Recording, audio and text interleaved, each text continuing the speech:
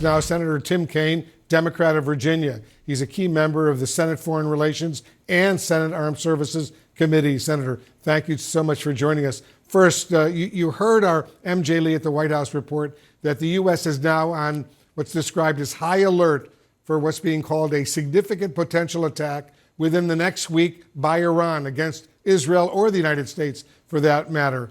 How serious is this risk right now of an all-out regional war exploding? Wolf, it's a very serious risk that would put U.S. lives and others at risk. You've seen the war in Gaza spill over into attacks from Hezbollah in the north of Israel, attacks from Iranian-backed militias in Iraq and Syria, and the Houthis firing missiles into the Red Sea to interrupt shipping from all over the world. So this is already escalating in a dangerous way. Iran taking any action against Israel or against the U.S. would be very, very damaging, and that should not happen. We do not need more escalation now. We need more effort to find a way to de-escalate, and that's why it's so important to push and promote more humanitarian aid into Gaza and a renewed effort to find a ceasefire and hostage release deal. That will help bring the tensions down, and that's what our priority should be right now. Have you and your colleagues on these key committees in the Senate already been briefed by the administration on the potential for Iran retaliating against either Israel or the United States for that strike in Damascus? Wolf, we've been in the middle of an Easter recess, and we're coming back to D.C. in 2 days, but it was pretty obvious to all of us when Israel conducted the strike against the Iranian officials in Damascus that there would be an Iranian retaliation. And I suspect the Israeli military was aware of that. It's just our hope that we might be able to figure out a way to de-escalate the situation so that this retaliation is either doesn't happen, or if it does, it might be something minor or modest rather than something that will, blow this situation up even more. And let's hope it doesn't happen. On Israel's investigation, Senator, into its strikes on the World Central Kitchen workers, is the military's explanation, the Israeli military's explanation, acceptable to you? And are the measures they're taking now enough?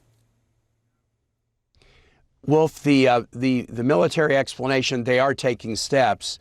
The problem is, even if it's completely accurate, it doesn't have credibility with the global community because the IDF is not really in a position to be able to objectively investigate itself.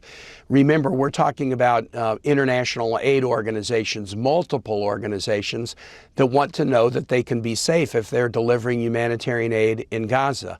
And they are not going to comfortably feel like they can do what they need to do to protect suffering people based on an investigation of an IDF attack that killed aid workers done by the IDF.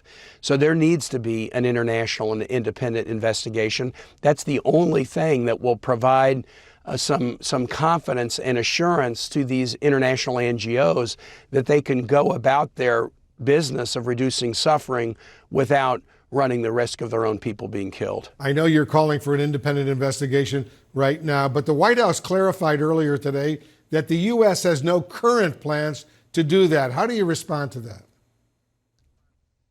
Well, I don't necessarily think the investigation just should be a U.S. investigation because, again, the aid groups that are performing humanitarian work in Gaza are international NGOs from all over the world. Some are connected with the UN, some are connected with NGOs that are US-based, but some are from other countries. And we need to rely on all of them because the innocent Gazans who are not part of Hamas, who are suffering, need a lot of people trying to help them out. And that's why I think the right thing to do is to do what Jose Andres said, which is to have an independent and international investigation with representatives from the different countries that are connected to the aid groups that are performing. So I don't think this is just a U.S.-only effort, because I'm not sure that would have the credibility it needs. It needs to be an international effort with actors from the various different nations who are providing humanitarian support now. You released a very tough statement earlier today, Senator, pushing President Biden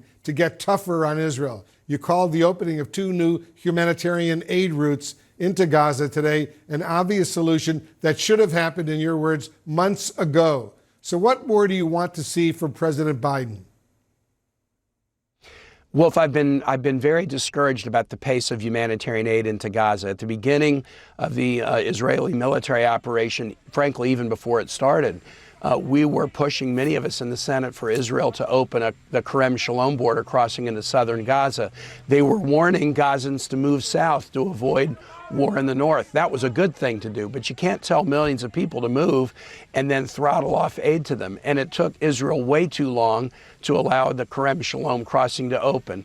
And again, this latest action, it came after months and months and months of pressure to increase the pace of humanitarian aid. And even then, it was only in the aftermath of this catastrophic killing of the aid workers that led for it to happen. Things are just happening inadequately, and they're happening too slowly. The President Biden and the administration have a national security memorandum that they issued in February saying any nation receiving U.S. security assistance has to cooperate with U.S.-supported humanitarian missions in the area.